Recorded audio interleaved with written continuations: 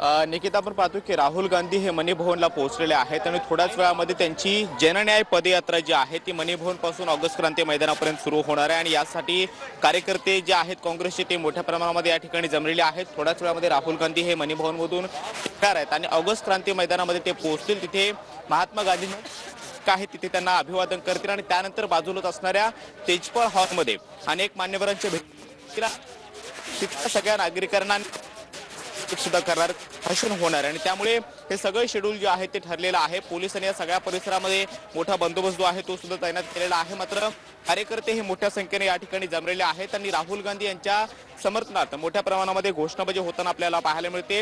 लोकांची घोषणा जी आहे ती केलेली आहे। लोकसभा निवडणुकांचा आज विरोधकांकडून बिगुल जे आहे ते वाजवलं जाईल अशी चर्चा आहे आणि आज व्यासपीठावरती इंडिया आघाडीचे अनेक मान्यवर नेते जे आहेत ते देशभरातले आज एकत्रित येणार आहेत। त्यामध्ये शरद पवार असतील, उद्धव ठाकरे असतील किंवा आपचे काही नेते असतील आणि स्टॅलिन जे आहेत ते सुद्धा याच्या सभेसाठी मुंबईमध्ये दाखल होत आहेत आणि सकाळपासून हे सगळे मान्यवर आता हळूहळू यायला सुरुवात झालेली आहे।